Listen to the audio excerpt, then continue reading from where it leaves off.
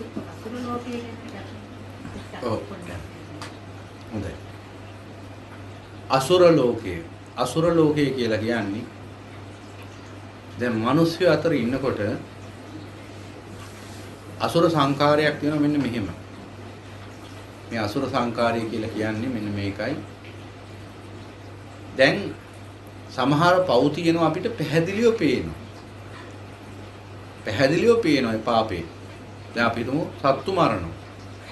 ඒක පාපයක් කියලා පේනවා. පැහැදිලිවම පේනවා. හැබැයි අපි හිතමු මෙහෙම සත්තුන්ව සුරතලයට ඇති කරනවා ගෙදර. උදාහරණයක් මාළු ටැංකිය. දැන් ඒක හරි ලස්සනයි. මානසික වෛද්‍යවරු මොකද්ද කියන්නේ?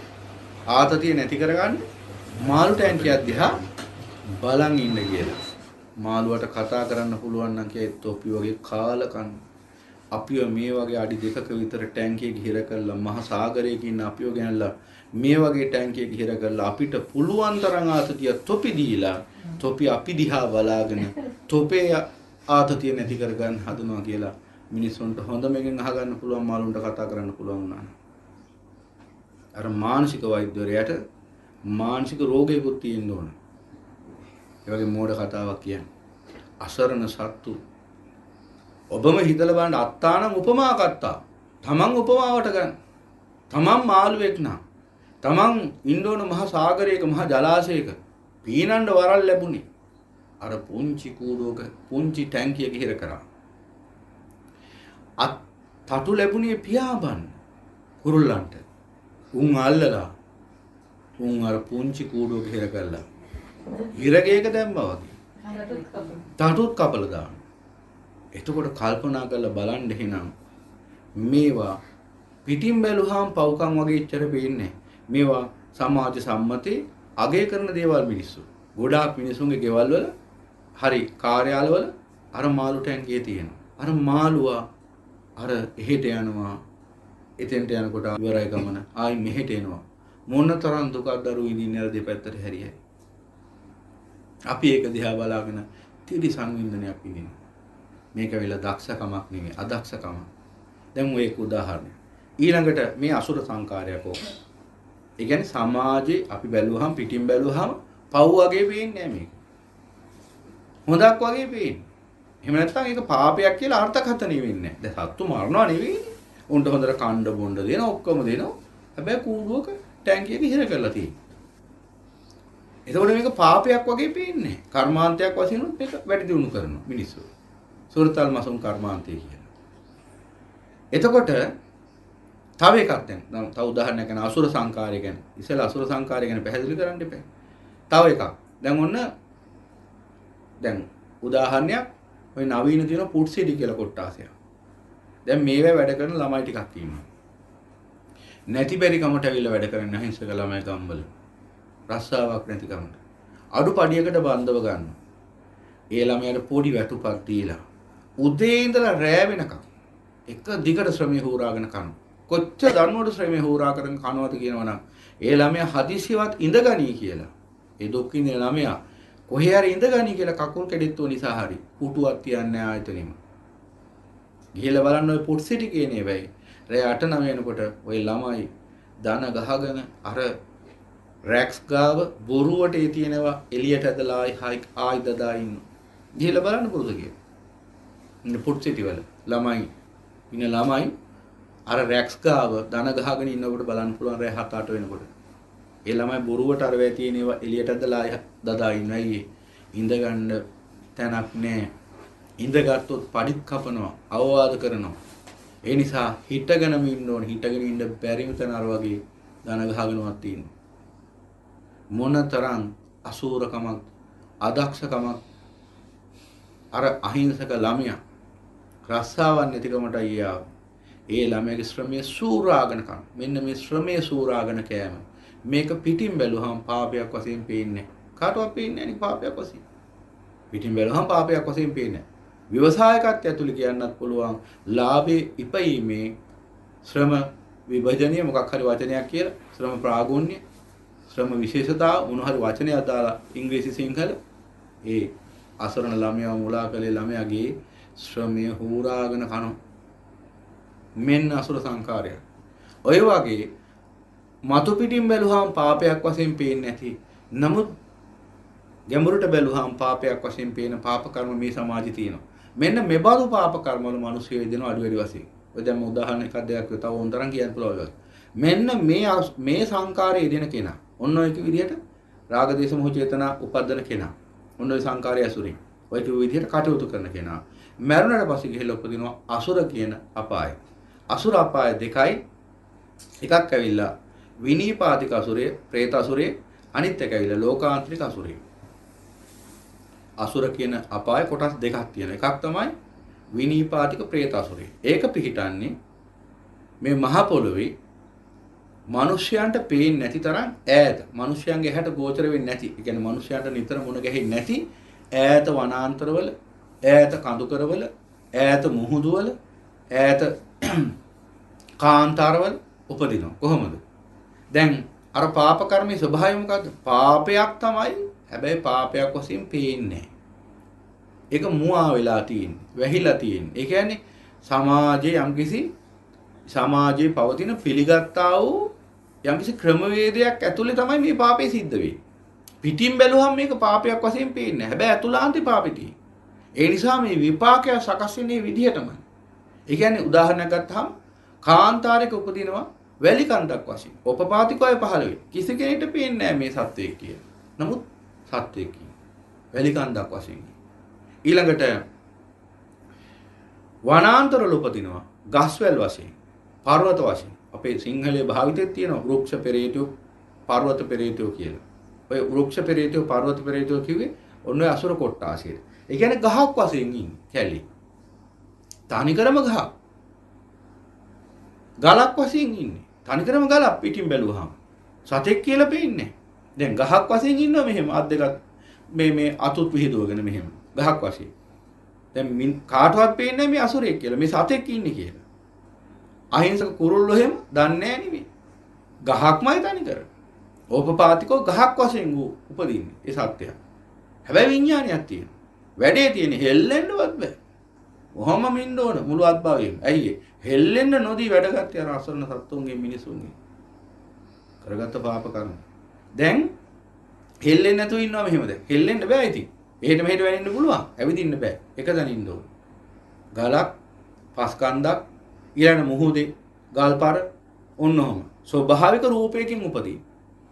එතකොට දැන් ගහක් වශයෙන් ඉපදුනාම දැන් කුරුල්ලෝ දන්නේ මේ සතෙක් කියලා. කුරුල්ලෝ ඇවිල්ලා අත්ේ වහන. වහපු ගම මිරික ගන්න. මිරිකගෙන සාරේ උරා ගන්නවා. උරාගෙන අතහැලා දානවා රොඩු ටික. මොහොතේ ගල්පරයක් වශයෙන් ඉන්නවම කට අරගෙන. මිනිස්සු මාළු දන්නේ මේ ගල්පරයක්. මාළු දන්නේ මේ සතෙක් කියලා. මාළුන්ට පේන්නේ ගල්පරයක්. උන් යනවා අර කට ඇතුළට. ගල් ගුහාවක් කියලා හිතා. ගියහම පහ ගන්න. එහෙම තමයි යාට ආහාර ලැබෙන්නේ. ඒ කියන්නේ අසුරයට ආහාරය ළඟටම ලැබෙන්න ඕන. ආහාරය හොයාගෙන යන්න බෑ. ඒ අප්‍රමාණ දුකක්. පෙරේතයන්ගේ බරපතලම පෙරේතය කොටාසී. දැන් අනිත් පෙරේතයන්ට ඇවිදින්න පුළුවන්. പ്രേත විශේෂින 12 ආකාරෝ ප්‍රේතයන්ට ඇවිදින්න පුළුවන්. ඇවිදලා ආහාරයක් හොයා ගන්න පුළුවන්. මේ ප්‍රේතයට ඇවිදින්න බෑ. ඉන්න තැන හැමම ඉන්න ඕන. අප්‍රමාණ දුකක් විඳගෙන. එතකොට දැන් අපිට ප්‍රශ්නයක් ඇති වෙනවා. ඇයි මේ මිනිස්යන්ට පේන්නේ නැති තරම් ඈත වනාන්තරවල, කඳුකරවල, මුහුදුවල මේ කට්ටිය පහළ වෙන්නේ කියලා. දැන් උදාහරණයක් ගමු. දැන් අපි මේ තමන්ගේ මිදුල කියලා හිතන්නකෝ. දැන් තමන්ගේ මිදුලේ දැන් දැන් අපි අද දවස ඉවර කරනකොට මිදුලේ ගහක් තිබුණේ නැහැ. අද දවස ගෙවිලා ගියා. හෙට උදා වෙනකොට මෙන්න මිදුලේ විශාල ගහක් තිබුණා. ඔබට මොකද හිතෙන්නේ? ඔව් මං අහන්නේ ඔබට මොකද හිතෙන්නේ එහෙම වුණා? විස්මයක්. ඊට පස්සේ මේ ගහ ලොකු ප්‍රශ්නයක් කරගන්නවා. කෙලින්ම ඉස්සෙල්ලම කියන්නේ. උන් එනවා ඉස්සෙල්ලම. ඇවිල්ලා මින්නේ යකෝ ඊයේ තිබිච්ච නැති ගහ මෙන්න මෙතන පහළ ඉස්කේ කොලමේ මෙන්න ගහ පින්නවා කියලා ඊට පස්සේ මහ විජ්ජුම්බරයක් කළා අසුරයා නසනවා. ඒ නිසා අසුරයා පහළ වෙන්නේ මිනිසුන්ට හැඩ පේන්නේ නැති තැනක. මොකද අර වගේ මෝඩ මිනිසුත් ඉන්න නිසා. එතකොට හිතලා බලන්න. හදිසියව දැන් ඔබගේ වාත්තේ අද නොතිබිච්ච මහ විශාල පර්වතයක් හෙට උදේ තියෙනවා. ඔබට මොනවා වෙයිද? ඔබ බීතියටපත් වේ කොහෙන්ද මේ ගල කඩන් වැටුනේ කියලා. එහෙනම් ඒ ඇවිල්ලා කියයි උල්කාස්මයක් කඩන් වැටුණා කියලා. එහෙනම් මිනිස්සු මහා විජ්ජුම්බරයක් කරගන්නවා අසුරෙක් එහෙම කොහේ හරි ඉපදුනා ඉපදිලා ඉන්නව දැක්කොත්. ඒ නිසා මිනිස්සු ප්‍රශ්නයක් ඇති කරගන්න නිසා ඒ වගේ මේ සත්තුන්ට හිරිහැරයක් වෙන්න නිසා ඒ කියන්නේ එයාලා සත්ත්ව කොට්ටාසයක් අසරණ. ඒ නිසා යාලා ඕලාරික රූපයකින් ඝන රූපයකින් අර වගේ පර්වත කඳු පස් කඳු වැලි කඳු ගල්පර මෙන්න මෙහෙම ස්වභාවික රූපයකින් ඕපපාතිකව පහළ වෙනවා. එක්වරම පහළ වෙනවා. මනුස්ස ලෝකේ මිනිසයන්ගේ ජන සමාජයක් ඇතුළේ නැත්නම් මිනිසයන්ගේ මේ වාස භූමියක පහළ වෙන්නේ නැත්තේ මිනිසයන්ට මේක ගෝචර කරගන්න බැරි නිසා. ඒ කියන්නේ අභව්‍ය නිසා. එතකොට මිනිස්සුන්ගේ ජීවිත අවුල් වෙන එහෙම වුණොත් එහෙම. ඒ නිසා ඒ කර්මෙන් සකස් වෙලා තියෙන විදිය බලන්න. කාටවත් කරදරයක් නැති විදිහට ඒ ලෝක සකස් වෙලා තියෙනවා. ඉතින් ඈත කඳු කරවල අර විදිහට ඈත වනාන්තරවල මුහුදුවල ඔහම අසුරයෝ පහළ වෙනවා. එතකොට මේ අසුරයන්ට ඒ දඬුවම ලැබෙන්නෙම ඒ අය පාපයක් කියන දේ පේන්නේ නැති වෙන්න කරා. ඒකයි. ඒ නිසා අද ඉන්නවා දැන් අසුර සත්‍යයක් කියලා කාටවත් පේන්නේ නැහැ මේ සතෙක් කියලා. පිටින් බැලුවහම පේන්නේ ස්වභාවික රූපයක්. ගහක් ගලක් කියලා. නමුත් ඇතුළාන්තින සතෙක්. ඇයි? පාපය කරෙත් එහෙම. පිටින් බැලුවහම මහත්මයෙක්, ව්‍යවසායකයෙක්. ඇතුළාන්ත ඉඳලා තියෙන්නේ කුණු ලෝභ පෙරේතෙක්.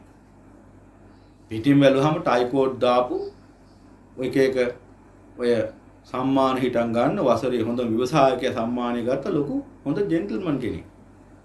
පිටින් බැලුවහම ඇතුළාන්ත ඉඳලා තියෙන්නේ කුණු ලෝභෙක් මල පෙරේතෙක්. ඒ දඬුවම තමයි ලැබුණේ. විපාකේ වශයෙන්. දැන් අසුරය වෙලා ඉන්නවා. හෙල්ලෙන්නවත් බැරි. වසර කෝටි ගණක් ඉන්න ඕන. ආහාරයක් ළඟට ලැබුණොත් විතරයි ගන්න පුළුවන්.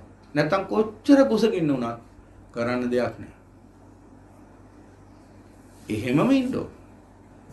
ඔය අසුර නිකාය විනීපාතික പ്രേත අසුරය ඔය. ඔකට දැන් പ്രേත අසුරය කියන්නේ. තව ඒකෙම තව කොටසක් තියෙනවා. ඒ අසුර ලෝකෙම අසුර අපායේ තව කොටසක් තියෙනවා. ඒකට කියන්නේ ලෝකාන්තරික අසුරය.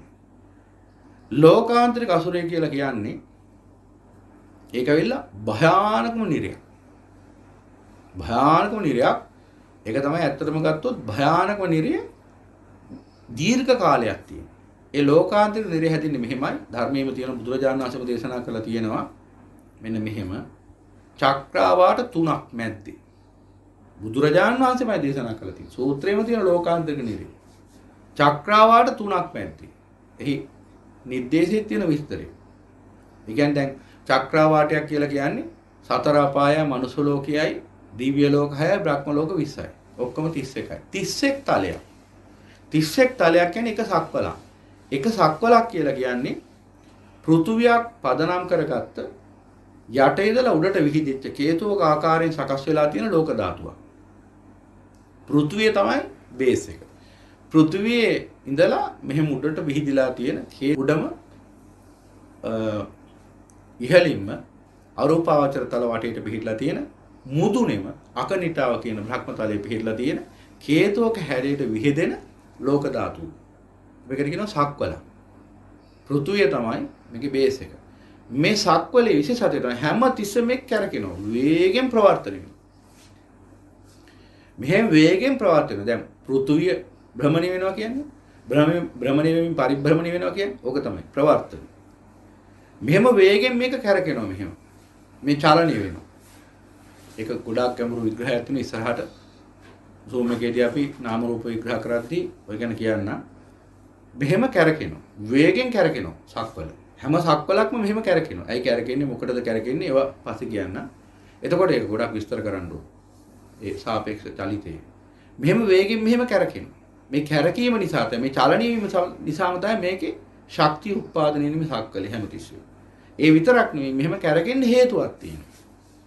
මේ කැරකෙන්න හේතුව තමයි මේ සක්වල කැරකෙනකොට වේගෙන් දැන් බලන්න ෆෑන් එකක් එහෙම තිබුණොත් මෙතන ෆෑන් එක මෙහෙම වේගෙන් කැරකෙනකොට මොකද වෙන්නේ? මොකද වෙන්නේ? වටේට විශාල වායු ධාරාවක් විහිදෙන්න පටන් ගන්නවා. එතකොට මේ සක්වල මෙහෙම වේගෙන් ප්‍රවර්තනය වෙන්නේ ඇයි දන්නවද? සක්වල මෙහෙම වේගෙන් ප්‍රවර්තනය වෙනකොට මේ සක්වලේ ප්‍රවර්තන වේගය නිසා හට ගන්න වාතයක්. මෙන්න මේකට කියනවා මොකක්ද? වේරම්භ වාතය කියලා. ඒ කියන්නේ අතිශය භයානක වාතයක් මේක. ඒ කියන්නේ මහා වායු පීඩනයක් සහිත වාතයක්. ඒ කියන්නේ අධික වේගෙන් මෙහෙම කැරකෙනකොට දැන් උදාහරණයක් ෆෑන් එකක් මෙහෙම කැරකෙනකොට පුංචි කොළ කෑල්ලක් එහෙම අපි තිබ්බොත් එහෙම ওই ෆෑන් එකේ හුල ගත්තරින් මෙහෙම කැරකිලා වීසි වෙලා යනවා පැත්තකට. එහෙනම් මේ සක්වල ප්‍රවර්තනය වෙන්නෙම දැන් මේ වගේ සක්වල ධාතු, සහස්ස ධාතුව, දීසහස්ස ධාතුව, මහා සහස්ස ධාතුව කියලා චක්‍රාවාට 1000ක්, ඊළඟට දසලක්ෂයක්, ඊළඟට 100ක් කෝටියක්, බිලියනයක් දක්වා මේ බුද්ධ ක්ෂේත්‍රයේ පුරා සක්වල විහිදලා තියෙන චක්‍රාවාට.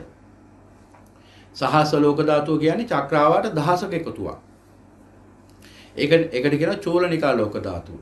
ඒ වගේ චූලනිකා ලෝක ධාතු දහසක් එකට එකතු වෙන අවකාශ කලාපයක් තියෙනවා. මෙන්න මේකට කියනවා දීසහස්ස මහා ලෝක ධාතුව. දීසහස්ස මහා ලෝක ධාතුවේ තියෙන චක්‍රාවාට කීයද? 1000ක් කොච්චරද? දසලක්ෂයක් තියෙනවා. ඊට පස්සේ මේ ද්විසහස්ස මහා ලෝක ධාතු නැවත දහසක් එකතු වෙන තවත් විශ්ව අවකාශ කලාපයක් තියෙනවා. මෙන්න මේකට කියනවා ත්‍රිසහස්ස මහා ලෝක ධාතුව. නොහොත් මහා සහස්‍රී මහා ලෝක ධාතුව කියලා. මේකේ තියෙනවා චක්‍රාවාට දසලක්ෂයව 1000ක් කොච්චරද? කීයද?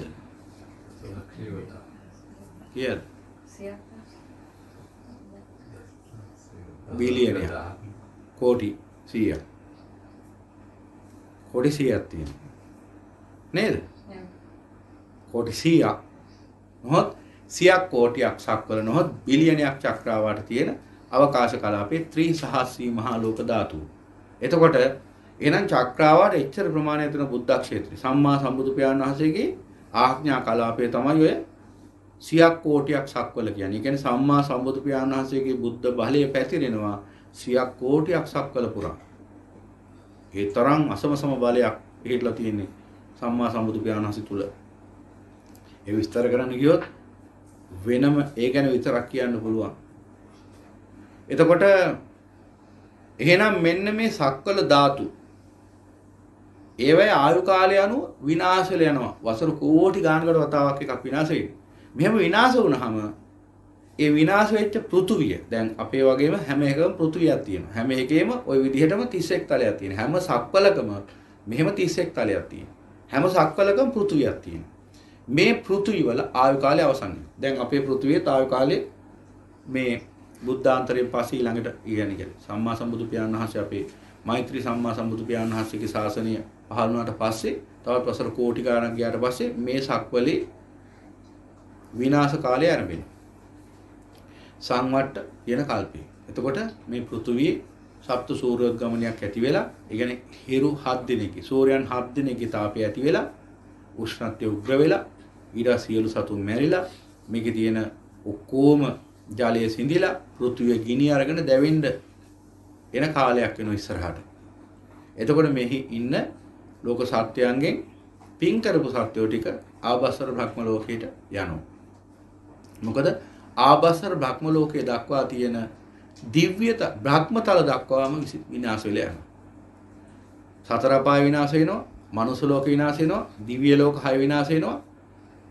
බ්‍රහ්ම පාරිසජ්‍ය, බ්‍රහ්ම පුරෝහිතය, මහා බ්‍රහ්මයේ අපමානභය, පරිත්තාභය, අපමාන සුභ, පරිත්තාප සුභ කියන බ්‍රහ්මතල දක්වා විනාශ වෙලා යනවා. ආභස්සරය විතරයි ඉතුරුයි. ආභස්සරෙන් උඩට තියෙන බ්‍රහ්මතල ටික විතරයි ඉතුරු වෙන්නේ. එතන ඉඳලා යටට තියෙච්ච ඔක්කොම ලෝක ටික විනාශ වෙලා යනවා. ඔය කල්ප විනාශය.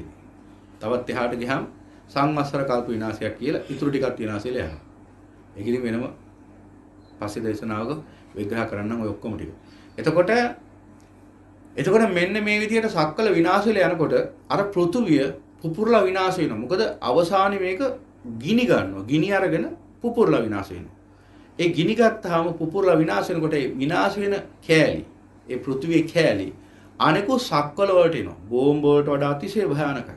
විශාල පෘථුවි කොටස් ගිනි අරගනිමින් එන්නේ.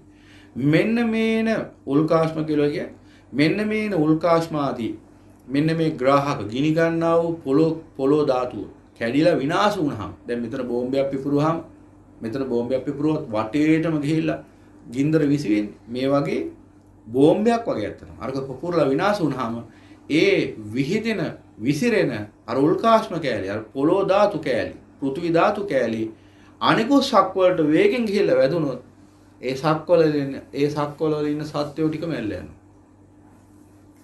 දැන් අර එහෙම ගිනි ගන්නව පෘථිවි ධාතු කොටසක් ඇවිල්ලා අපේ මේ පෘථිවියට ඇදගෙන වැටුනොත් කී දහහක් කී කෝටියක් මැරෙයිද? කොච්චර ලොකුයිද ඒවා? එතකොට මෙන්න මේ ව්‍යසනෙන් ගැලවෙන්න ස්වභාවයෙන් හැදලා තියෙන කර්මානුරූපව සකස් වෙලා තියෙන මේ සියල්ල. මෙන්න මේ ව්‍යසනෙන් ගැලවෙන්න අර විනාශ වන උල්කාශ්ම වල විනාශ වන සක්වල ධාතු වල කොටස් ඇවිල්ලා අනිකුත් පෘථිවි වල ගැටෙන එක නවත්තන්න ඒ සක්වල ඇතුලේ සකස් වෙලා තියෙන ක්‍රමවේදයක්. ඒක තමයි මේ ප්‍රවර්තනය. අධික වේගෙන් මේක ප්‍රවර්තනය වෙමින් ගමන් කරනවා. ඒ නිසා එක ලක්ෂයක පිහිටන්නේ නැති නිසා අර වගේ විනාශයන්ගෙන් ගැලවෙනවා. එතකොට මේක හැමතිස්සෙම මෙහෙම ප්‍රවර්තනය වෙන නිසා වේරම්භ වාතය කියලා අධි වායු පීඩන කලාපයක් හට ගන්නවා පෘථිවිය වටේට. මේක කියන්නේ වේරම්භ වාතය කියලා. අතිශය භයානකයි මේ වාතය. කොච්චර භයානකයිද කියනවනම් යම්කිසි වස්තුවක් මේ වායු පීඩන කලාපයට ඇතුළත් වුණොත් මේ වායුවේ තියෙන බරපතලකමයි මේ වායුවේ තියෙන වේගයයි නිසා මොකද වෙන්නේ? අර වස්තුව මෙහෙම කැරකෙමින් විනාශ වෙලා යනවා. ඒ කියන්නේ අර වේරම්භ වාතයට යමක් අහු වුණොත් මෙහෙම වේගෙන් ප්‍රවර්තනය වෙමින් ෂේ වෙලාම යනවා. අලු වෙලාම යනවා. ඇතුල් වෙන්න දෙන්නේ නැහැ. ඒකයි වේරම්භ වාතයෙන් කරන්නේ. පෘථුවියට පරිබාහිර වස්තුවකට ලේසියෙන් ඇතුල් වෙන්න දෙන්නේ නැහැ. මේ වේරම්භ වාතයෙන් තමයි මෙන්න මේ ග්‍රාහක කොටස විනාශ කරලා දාන්නේ. ඒක කැරකෙනවා වේගෙන් මෙහෙම වටේට.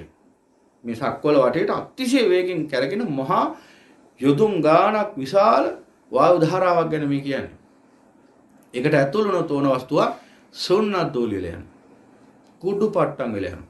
දැන් අපේ මුගලන් මහරහතන් වහන්සේට සම්මා සම්බුදු පියාණන් වහන්සේ මේ වේරම්භ වාතය ගැන දේශනා කරනවා. ඒ නිසා මේ මුගලන් මේ 이르දිමත් කයෙන් මිස, ඒ කියන්නේ මේ මනෝමය රූපී මනෝමය කයෙන් මිසක්, මනෝකායෙන් මිසක් මේ ඕලාරික කරජ කයෙන් මේ වේරම්භ වාතය ඉක්මවන්න බෑ කියලා මුගලන් හාමුදුරන්ට සම්මා සම්බුදු පියාණන් වහන්සේ දේශනා කරනවා. මොකද්ද මුගලන් හාමුදුරන්ට හිතෙන්නේ? ඉහෙල බලන්න හිතෙනවා. අහලා තියෙනනේ කතාව. ගිහිල්ලා අන්තිමට වේරම්භ වාතේ හිර වෙනවා. වේරම්භ වාතේ හිර වෙනවා. මම දැන් ඒක උත්තරේ දන්නේ නැති නෑ නිශ්ශබ්ද වෙන්න. මම ප්‍රශ්නයක් අහන්නම්. වේරම්භ වාතේ හිර වෙනවා මුගලන් හාමුදුරුවෝ කියන්නේ කොච්චර 이르දිවන්තයෙක්ද කියනවනම් මහ පොළොව හොල්ලන්න පුළුවන් මාපට ඇඟිල්ලෙන්. මේ පෘථුවිය මහපට ඇඟිල්ලෙන් හොල්ලන්න පුළුවන් මුගලන් හාමුදුරුවන්ට වේරම්භ වාතේ නිදහස් වෙන්න බැරි උනේ ඇයි? පුළුවන් නම් කියන්න. එච්චර 이르දිමත් මුගලන් හාමුදුරන්ට ඇයි බැරි උනේ? වේරම්භ වාතේ ඉක්මන.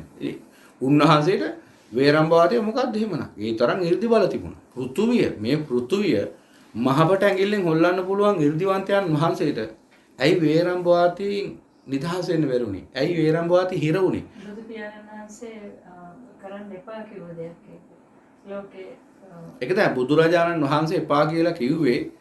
උන්වහන්සේ සියල්ල දැක්ක නිසා. නමුත් මුගලන් හාමුදුරුවෝ කොහොම හරි ඒක තේරුම් ගන්න නැතුව ඒ වැඩේ කරලා අවසානයේ වේරම්භ වාතයට හිර වුණා. වේරම්භ වාතේ හිර වෙලා හිටියා. අන්තිමට අසිරිමත් වූ මහා කාරුණික උතුමන් වහන්සේ තමයි ගාතාවක් කියලා මෙහෙම මුගලන් හාමුදුරුවන් අතට ගත්තේ. වඩම්ම ගත්තේ. එන අසමසම බුද්ධ බලය ඉස්සරහා මුළු විශ්වයම පරාදයි. ඔය වේරම්භ වාතවල් මොනවද බුදුරජාණන් වහන්සේට. නමුත් මුගලන් හාමුදුරුවන්ට ඒක දරා ගන්න පුළුවන් එකක් නෙවෙයි. මුගලන් හාමුදුරුවෝ කියන්නේ බුදුරජාණන් වහන්සේ නෙවෙයි. මුගලන් හාමුදුරුවන්ගේ බලය අන්තිම අඩුයි බුදුරජාණන් වහන්සේගේ බලයත් එක්ක බැලුවා. ඉතින් ඒ නිසා වේරම්භ වාතේ හිර වුණා. මං අහන්නේ එච්චර 이르දිවන්තයෙක්ට පුළුවන්නේ වේරම්භ වාතේ ඉක්මවලා 이르දියෙන් යන්න. ධර්මතාව විනේදී නිසා. පංචානන්ති පාප කර්ම නෑ ඊට වැඩි ගැඹුරු උත්තරයක් තියෙනවා. පුළුවන් නම් හිතලා කියන්න. පොඩ්ඩක් හිතලා බලන්න. ඔබට සමාජයට උත්තරේ ගෝචර වෙන්නේ නැති වෙන්න පුළුවන්. ඉතින් මම කියන්නේ Tamanට හිතන්න ඒත් හිතන්න.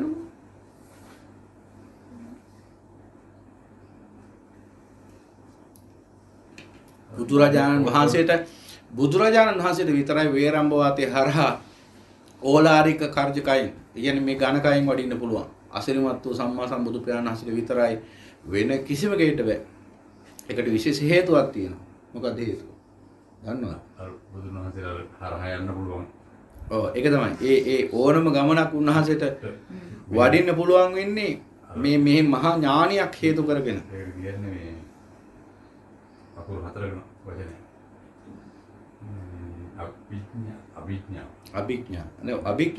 අභිඥාවෙන් කෙලපැමිණි දොසිය ශ්‍රාවකයන් වහන්සේ තමයි මුගලන් හාමුදුරුවෝ. ඉහළම අභිඥාලාභී මහරහතන් වහන්සේ. ඉහළම අභිඥාලාභී මහරහතන් වහන්සේ තමයි අර වේරම්බවාදී හිර වුණේ. එච්චර අභිඥාති වෙලත් උන්වහන්සේට බැරි වුණ වේරම්බවාදීන් ගැලවෙන්න. දන්නවද හේතුව? ඒක කිව්වට පස්සේ ඔබට වැටහෙයි වේරම්බවාදී තරම්. කාර්යකයෙන් ගිහිල්ලා හිර වුණේ. ඉතින් උන්වහන්සේට අධික 이르දි බලයක් තිබුණා. මහා අභිඥා තිබුණා. ඉතින් උන්වහන්සේට බැරි වුණේ අය වේරම්බවාදීන් නිදහස් වෙන්න. දන්නවද? ඒ අවිද්‍යාව වලේ ප්‍රමාණවත් නෑ මේ උත්තරේ යාන්තම් ආව ඒක පැහැදිලි කරන්න බලන්න. සම්මා සම්බුද්ධජනනාංශයට පුළුවන් දෙයක් ඉතින් කීයටත් ප්‍රාර්ථනාංශ කොච්චර අදුසවුද නෑ ඒක න්‍යායාත්මකව පහදන්න පුළුවන්. මම ඉතින් කියන්නම් මෙන්න මේකයි හේතුව. දැන් මේ වේරම්බවාදී වේගය කොච්චරද කියනවා මේ පෘථුවිය භ්‍රමණය වෙමින් පරිභ්‍රමණයක් වෙනවා. එතකොට මේ පෘථුවිය වටා මේ අධික මේ භ්‍රමණය නිසා මේ ප්‍රවර්තන නිසා ක්‍රියා ප්‍රවර්තනය අපි භ්‍රමණය කියලා විද්‍යාව ප්‍රවර්තනය ධර්ම විද්‍යාවේ ප්‍රවර්තනය ඒ කියන්නේ ඒකාකාර වේගයකින් ප්‍රවර්තනය කරකින. මෙහෙම වර්තනය වෙන නිසා මේ කරගෙන නිසා ප්‍රවර්තනය කිව්වේ ඒක දිගින් දිගටම සිද්ධ වෙන නිසා. මේක මෙහෙම සිද්ධ වෙනකොට මේ ප්‍රවර්තන වේගය නිසා හටගන්න මේ වේරම්බවාතයේ කොච්චර වේගවත් එකක්ද කිව්වොත් කොච්චර භයානක කොච්චර වායු පීඩනයට කොච්චර මෙහි වේගයක් පවතිනවද කිව්වොත් යම් වස්තුවක් මේකට ඇතුල් වෙනකොටම තුනක් තුලිය යනවා. ඒ කියන්නේ ඇතුල් වෙනකොටම ඒ අධිකතර වායු පීඩනයට අහු වෙලා මේ වටේට මෙහෙම චලනය වෙන්න ගත්ත ගමන් ඒ වස්තුව එනසිල යනවා. එතකොට මුගලන් හාමුදුරුවෝ මේ වේරම්බවාදයට ඇතුල් වෙන්නේ ඕලාරික කාර්යකයි. දැන් මොකද වෙන්න පුළුවන් දෙය? සුන්නත් දූලි වල යන්න ඕන. නමුත් සුන්නත් දූලි වල යන්නේ ඇයි ඒ? උන්වහන්සේගේ අභිඥා බලය නිසා. උන්වහන්සේ අභිඥා බලයෙන් මොකද කරන්නේ? කය ආරක්ෂා කරගෙන ඉන්නවා. කය ආරක්ෂා කරගෙන ඉන්නවා. එතකොට කය ආරක්ෂා කරගෙන ඉන්න පුළුවන් 이르දිවිද ඥානි. මේ මනෝමය 이르දි. කය ආරක්ෂා කරගෙන ඉන්න පුළුවන්. හැබැයි එතනින් වඩින්න නම් 이르දිවිද ඥානියට මාරු වෙන්න ඕන. ඒ කියන්නේ වෙන සමාධියකට සමවාදීන්න ඕන. ඒ කියන්නේ එක සමාධියකින් කරන්න පුළුවන් මොකක්ද? එක වැඩයි. එතකොට දැන් උන්වහන්සේ මේ වෙලාවේ කය ආරක්ෂා කරගන්න සමාධියකට සමවැදිලා ඉන්නේ. අභිඥා බලයෙන්, මහා අභිඥා බලයෙන් කය ආරක්ෂා කරගෙන ඉන්නවා මනෝමය 이르දිමය බලයෙන්. මනෝමය 이르දි කියන මහා අභිඥා ශක්තියෙන් උන්වහන්සේ කය විනාශ වෙන්න නොදී තියන් ඉන්නවා. කය විනාශ වෙන්න නොදී තියාගෙන ඉන්න එක විතරයි උන්වහන්සේට කරන්න පුළුවන්. කියන්නේ එක සමාධියක විතරයි ඉන්න පුළුවන්. ඒ සමාධියෙන් ක්ෂණයකට හරිවත් වෙලා සෝන්නත් දූලි වල යනවා. ඒ කියන්නේ 이르දිවිද ඥානියට යන්න නම් 이르දිවිද ඥානියට සමාධින්න නම් සමාධිය වෙනස් කරන්න ඕන. සමාධිය වෙනස් කරන ක්ෂණයකින් ශරීරය විනාශ වෙලා යනවා. ඒ තරම් බරපතල වායු ධාරාවක් වේරම්බවාතය කියන්නේ. ඒ කියන්නේ එතන සමාධි දෙකක් තියෙනවා. එකක් තමයි තමන් වහන්සේගේ කය ආරක්ෂා වෙන එක. කය ආරක්ෂා කරගෙන ඉන්න ගමන් තමයි අර 이르දියෙන් ගමන් කරන්න ඕන.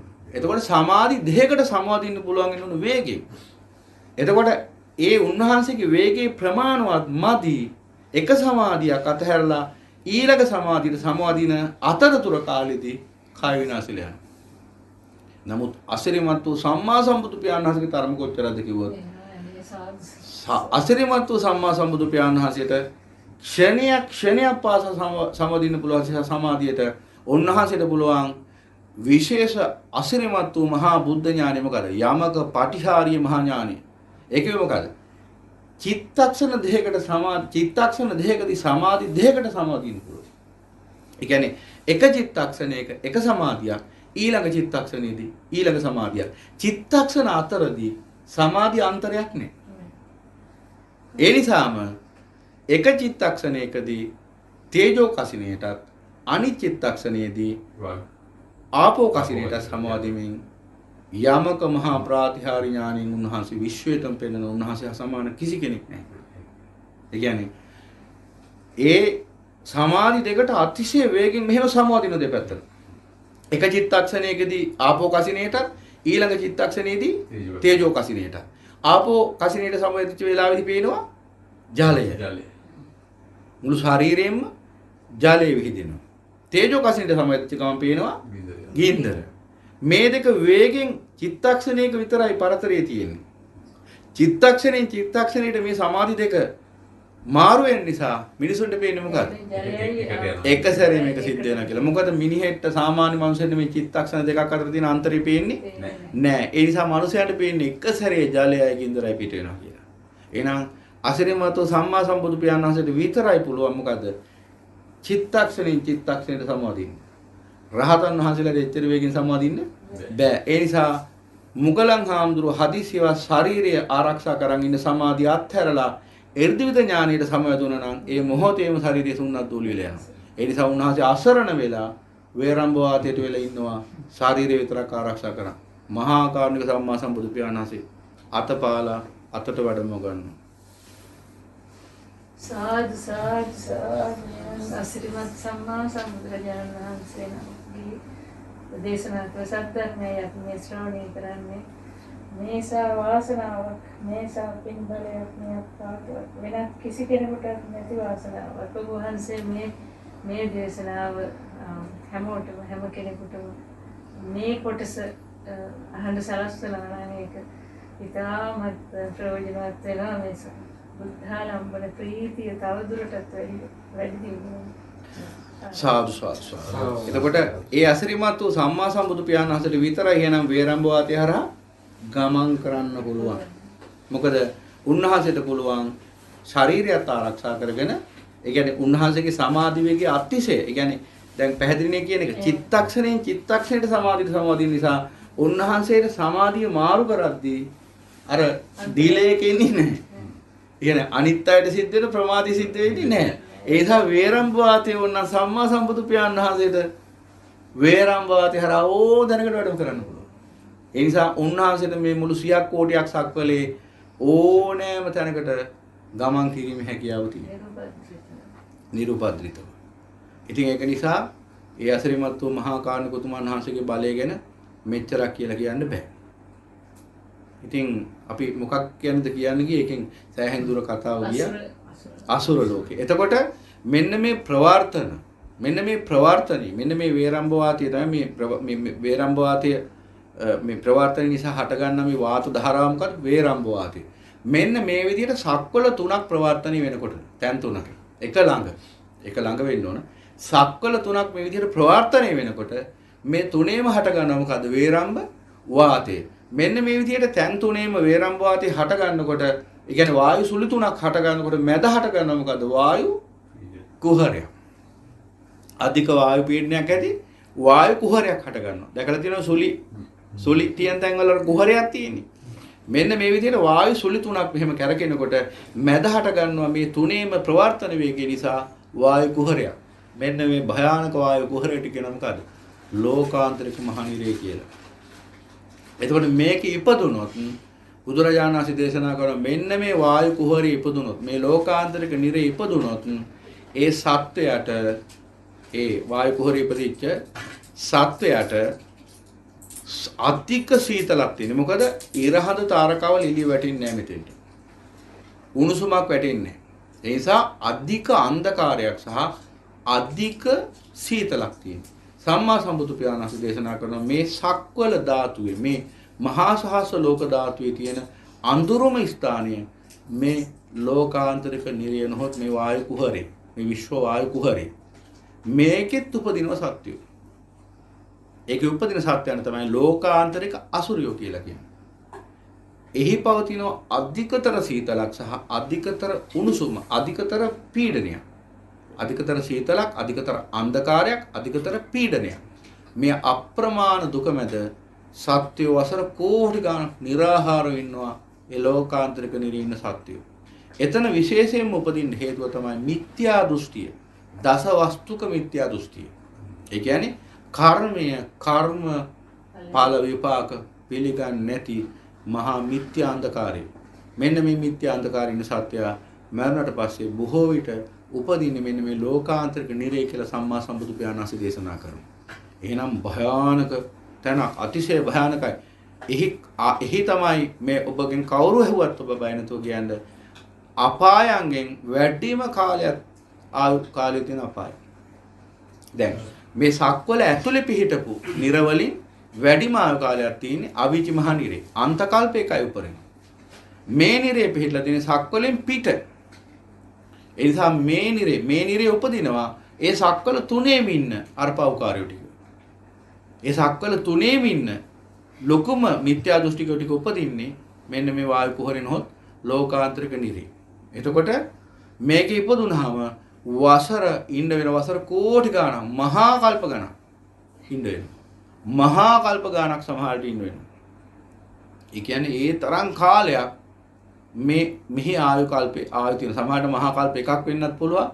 ඊට වඩා දෙකක් වෙන්නත් පුළුවන්. මොකද එක සක්වලක් උතරින් ඔය සක්වල තුනෙන් එකක් විනාශ වුණොත් ඔය වායු කුහරේ යම්කිසි වෙනසක් ඇති වෙනවා. එහෙම නොවුනොත් ඔය සක්වල තුන ඔහොම තියෙනකන් මහා කල්ප ගානක් නමුත් ඔතන ඉන්න වෙනවා දුක් විඳගෙන.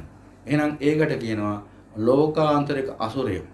එතෙන්ට යන්නේ මිත්‍යා දෘෂ්ටිකයෝ. මේ කර්මයේ කර්මඵල විපාක පිළිගන්නේ නැති නත්ති දින්න නත්ති ඊට නත්ති හුතන් නත්ති සුඛ දුක්ඛයන් කම්මාන ඵල විපාකං නත්ති අයන් ලෝක නත්ති පරලෝක නත්ති මාතා නත්ති පිතා යනදි වශයෙන් එන් මෙලවක් දානීය ආනිසංස නැත, දීමේ ආනිසංස නැත, ඊළඟට මේ පිළිවෙත් වල ආනිසංසයක් නැත, ඊළඟට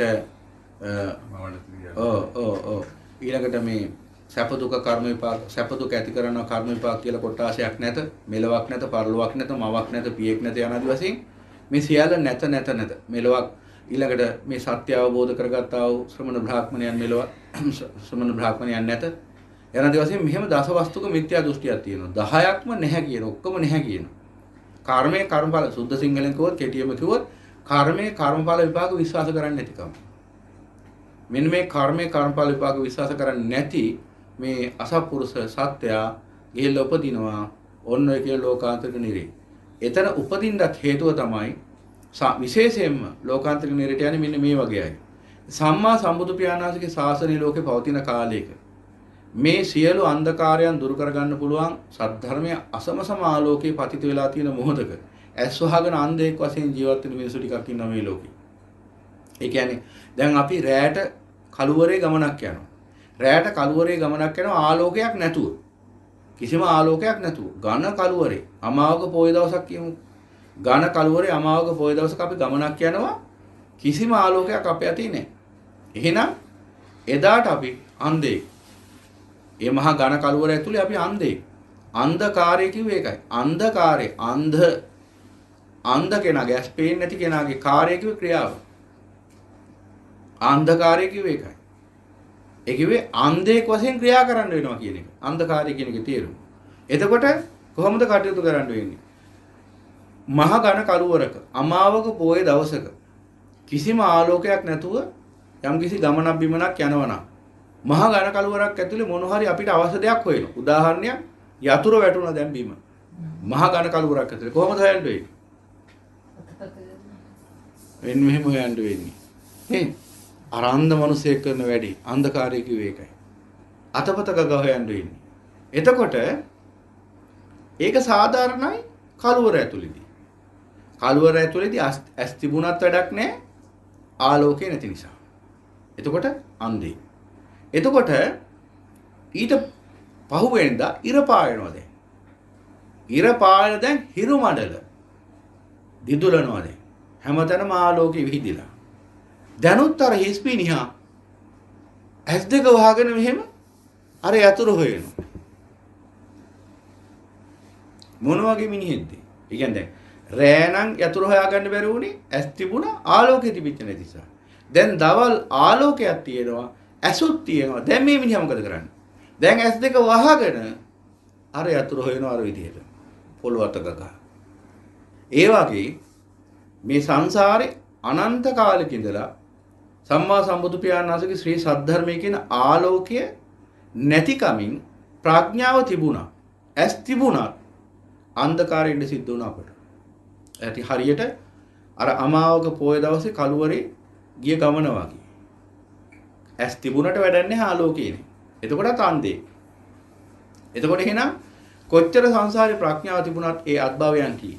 සම්මා සම්බුදු පියාණන් වහන්සේගේ ශ්‍රී සද්ධර්මයේ නැමැති ආලෝකයේ පතිතුන් නැත්තම් එහෙනම් ඒ ඇස් දෙකෙන් ප්‍රයෝජනයක් ගන්න බෑ එදාට. එතකොට සිද්ධ වුණේ. ඒ කියන්නේ ප්‍රඥාව තිබුණට ශ්‍රී සද්ධර්මයේ නැමැති ආලෝකයේ පතිතුන් නැති නිසා එදාට සංසාරෙ මොකද කරේ? අන්ධකාරය තමයි ඇවිද්දේ. මිනිස්සු වෙලා දෙවියෝ වෙලා බ්‍රහ්මයෝ වෙලා අන්දොරේ අතපත ගෑවේ ආස්වාදී. සැපයි කියලා හිතාගෙන. ඊට පස්සේ කොහොම ඇවිල්ලා යම් කාලයක උත්තරීතර මනුෂ්‍ය භාවයක් ලැබෙනවා. දුර්ලභංච මනුස්සත්තම් බුද්ධෝත්පාදෝච දුර්ලභෝ දුර්ලභහකන සම්පatti සද්ධම්ම පරම දුර්ලභෝ කියව කාරණා හතර. දුර්ලභ මනුෂ්‍ය ජීවිතයක්, බුද්ධෝත්පාද කාලයක්, දුර්ලභ බුද්ධෝත්පාද කාලයක්, ඊළඟට බණහල අවබෝධ කරගන්න පුළුවන් ඥාන ශක්තියක් සහිත ත්‍රි හේතුක ප්‍රතිසන්දියක් සහිත මිනිසෙක් කියලා උපදින ශ්‍රේ සද්ධර්මයේ පවතින කාලයක අවකාශයක. එතකොට ඒ ධර්මය අවබෝධ කරගන්න සුදුසු ප්‍රඥාවක් ඇති ඇස්කන්නා සහෝදර ක්‍රියාත්මක වන නිරෝගී ප්‍රඥාවන්ත මිනිසෙක් වෙලා ධර්මයේ පවතින දීපයක දේශයක කුලයක මවක් ඇසුරින් උපදින. මේකට තමයි ක්ෂණ සම්පත්තිය කියන්නේ. ඊට පස්සේ සද්ධම්මෝ පරම දුර්ලභ පරම දුර්ලභ සද්ධර්මයට ඇහෙන කලාපයක ඉපදලා තියෙන සද්ධර්මයට ඇහෙන මේ ඒ රට ඒ සුවිශිෂ්ට රට. එතකොට ඔය කියන කාරණා හතරම ලැබිලා නිවන් දකින්න ඉහළම හේතු තියෙද්දි යම් මිනිසෙක් දැන් මෙච්චර කාලයක් ප්‍රඥාව තිබුණා නමුත් සද්ධර්මයේ ආලෝකේ වැටිච්ච නැති සාන්දේක් වශයෙන් ජීවත් වුණා. දැන් ප්‍රඥාවත් ලැබිලා තියෙනවා සද්ධර්මයේ නැමැති ආලෝකයක් ලැබිලා තියෙනවා. දැන් මොකද කරන්නේ? ප්‍රඥාව කියන ඇස් දෙක වහගෙන සත්‍ය මේ ආදිත්‍ය බඳු නම් වූ සම්මා සම්බුදු පියාණන් වහන්සේ නම් වූ හිරුමඩල පායලා තියෙද්දි අඳුරේ අතපත ගන්නවා එහෙම. මේ ගමේ ඉන්නවා. මෙන්න පුතෙක් ඉන්නවනේ කවුද ඉන්නවනේ? මේ ගම මේ ශුද්ධ නගරයේ පිහිටිය මේ අටම ස්ථානයේ පාමුල තියෙන මේ ගමේ මිනිස්සු ඔබ දන්නවද වැඩියෙන්ම ගරු කරන්නේ පුල්ලයාර දෙයියන්ට. ගහක් ගලක් ගානේ ගියක් ගානේ පුල්ලයාර දෙයියන්ට පහන් පත්තු කරන මිනිස්සු බුදුරජාණන් වහන්සේට පහනක් පත්තු කරන්නේ. අන්න බලන්න. ඇහත් ලැබිලා ආලෝකයක් ලැබිලා අන්ධෙක් වෙච්ච ආකාරය. මේ ශුද්ධ නගරින් ඉඳගෙන දවල් ප්‍රයිවට් වෙලේ දවල් ආරියටම රැවට්න වලේ දවල් වැටෙනවා කියන ඔන්න ඕකටයි. එතකොට බලන්න එහෙනම් අන්න අන්ධකාරය. අන්න අන්ධකාරයේ ඉන්නෝ දැන් කොහොමද ඇස් දෙක වහගෙන. දැන් ප්‍රඥාවක් තියෙනවා ශ්‍රී සද්ධර්මයේ නැමැති ආලෝකයක් වැඩිලා දැන් මොකද කරේ? ඇස් දෙක වහගත්තා. හරියට අර දවල් දැන් ඇස් දෙකක් තියෙනවා හොඳට පේනවා. ඉරේලියත් පායලා තියෙනවා. දැන් ඇස් දෙක වහගෙන දවල්ටත් අනේ මේ අන්ධයාට පිට වෙන්න කෙනෙක් නැද්දෝ කියන්නේ. එතකොට මෙන්න මේ මිනිස්සු ඔන්න ඔය කිව්ව තැන ඉන්නේ. එහෙනම් ඔන්න ඔය පුද්ගලයා ගිහිල්ලා උපදින්නේ ලෝකාන්තික නිරේ. ඒ කියන්නේ ඇහත් ලැබිලා තියෙද්දි ආලෝකයක් ලැබිලා තියෙද්දි අන්ධයෙක් වගේ ජීවත් වෙච්ච ඒ පාපතර දුෂ්ට අසත්පුරුෂයාට ලැබෙනවා කර්මයෙන් ලැබෙන්න ඕන ඉහළම දඬුවම. මොකද්ද? උඹට මෙච්චර ආලෝකය ලැබිලා තියෙද්දි මෙච්චර ඇස් දෙක පෙනෙද්දි ඒ ආලෝකයෙන් යා හැකි දුර යා හැකිව තිබියදී ඒ ආලෝකයෙන් ගත හැකි ඉහළම ඵල ප්‍රයෝජනය නෙලාගත හැකිව තියෙද්දි අන්ධයෙක් වශයෙන් ජීවත් වෙච්ච නිසා උඹ හිටපන් දැන් අන්ධකාරය වසර කෝටි ගණක් කියලා කර්මෙන් ඇදලා දානවා ලෝකාන්තික නිරේට. එදයින් පස්සේ අන්ධකාරය විතරයි තියෙන ජීවිතේ. ඕන මිත්‍යා දෘෂ්ටිකයන්ට ලැබෙන දඬුවම. ඒ නිසා හරිම භයානකයි මේ සංසාරේ. අසුරය කියන්නේ ඔන්න ඔය කොටස් දෙකට.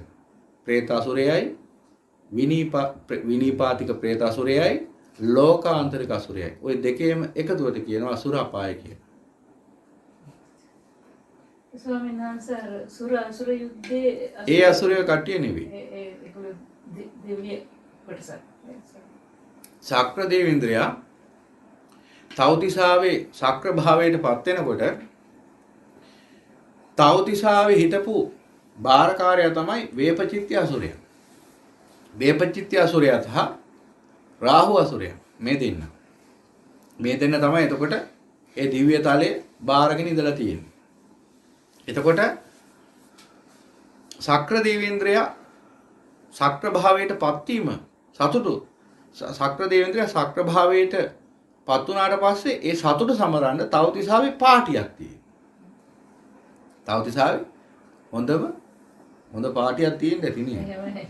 ඒ පාටියේදී මෙහෙ වගේම ඒ තවතිසාවේ තියච්ච පාටියේදී දෙවිවරු මත්පැන් බීලා මද්ද්‍රව්‍ය අරගෙන හැසිරෙනවා මදය ඇවිසිලා. මෙන්න මේ විදිහට අවසීයෙන් එදා මත්පැන් බීලා හැසිරිච්ච අසුරයෝ දෙන්න තමයි වේපචිත්ති රාහුයි කියන්නේ. ඒ දෙන්නගේ සේනාවයි. සක්‍ර දේවේන්ද්‍රයා අතිශය බලවත් දෙවි කෙනෙක්. සක්‍ර දේවේන්ද්‍රයාට මේ දෙවිවරු ගැන ඇතිවෙච්ච අපහැදීම නිසා වේපචිත්ති අසුරයයි රාහු අසුරයයි කියන්නේ තවතිසා දෙවිවරු දෙන්නේ.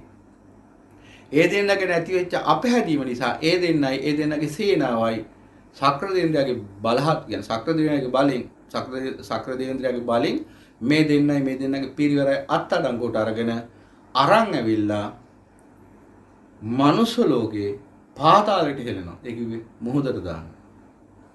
අදටත් තියෙන වේපචිත්ති අසුරයයි රාහු අසුරයයි මුහුද මැද. මුහුද අසුරු කරගෙන ඉන්නේ.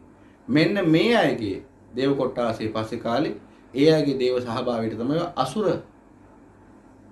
දේව අසුරයි කියලා කියන්නේ. ඒ අසුර කියන්නේ දෙවිවරු කොට්ටාසය. ඒ කටින් දෙවිවරු දේව අසුරය, പ്രേත අසුරයයි දේව අසුරයයි කියන්නේ දෙකක්.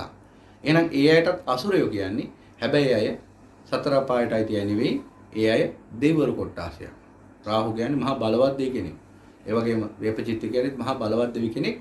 මෙන්න මේ දැන් ඔය අයගේ සුර අසුර යුද්ධයේ ඔය අසුරයෝයි ඔය වේපචිත්ති අසුරයයි රාහු අසුරයයි කියන මෙන්න මේ අසුර දෙන්නගේ නායකත්වයෙන් මහා අසුර සේනාවකුයි සක්‍ර දේවේන්ද්‍රයාගේ සංවිධානත්වයෙන් මහා සුර සේනාවකුයි එකතු වෙලා මහා යුද්ධයක් කරන වෙලාවේ සම්මා සම්බුදු පියාණන් වහන්සේ අර දේශනා කරන්නේ මේ යුද්ධ කරන වෙලාවේ සක්‍ර දේවේන්ද්‍රයා තමන්ගේ සේනාපතිවරුන්ට දෙනවා උපදේශයක්. මොකද්ද?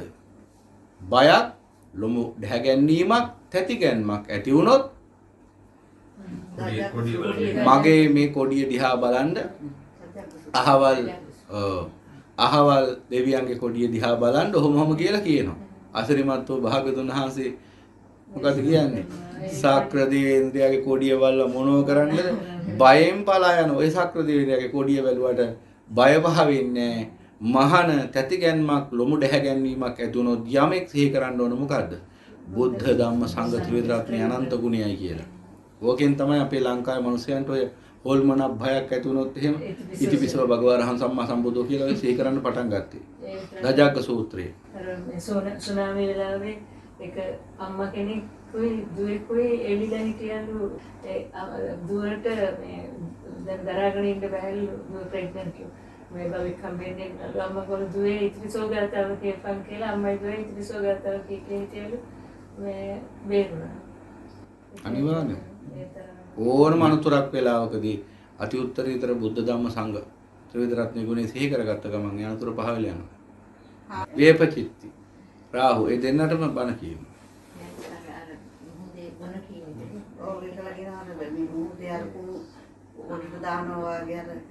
බුද්ධ ශාසනයේ ඒක ඇවිල්ලා උපමාවක් විතරයි. බණ ඇහුණට කවදාවත් හැදිච්ච නැති දෙන්නේ කී දෙන්න. හොඳ මිනිසු දෙන්නේ හොඳ දෙවරු උන්නේ නැහැ. රාහු කියන්නේ මහා කඩාකප්පල්කාරී දෙවියෙක්. අර අහලා තියෙන චන්ද්‍ර මණ්ඩල සූර්ය මණ්ඩල දෙවරු ගිහිල්ලා ආක්‍රමණය කරනවා. චන්ද්‍ර මණ්ඩල සූර්ය මණ්ඩල කියලා දේව කොටස් දෙකක් ඉන්නවා. මේ දෙවරුන්ට ගිහිල්ලා හිරිහැර කරනවා. ඊට පස්සේ ඒ දෙවරු මොකද කරන්නේ? නමෝ තේ බුද්ධ වීරත්තු විප්පමුත්තෝසි සබ්බදී සම්බාධහ පටිපන්නෝස්මින් තස්ස මේ සරණම් භවාති කිව්වහම අසුරයට රාහු අසුරයට යන එනමන් හොයාගන්න බැරි වෙනවා. හිස හැරුණු අති දුවන්න පටන් ගන්නවා. පිරිත් පොතේ දෙන ඡන්ද පිරිත් සූරි පිරිත්. ඔය ගාතාව සිහි කරපු ගමන් රාහු අසුරයා වෙවුලන්න පටන් ගන්නවා. මොකද ඒ බුදුරජාණන් වහන්සේගේ ගුණයයි සිහි කරේ ඒ චන්ද්‍ර මණ්ඩල දේව මණ්ඩල දෙවරු.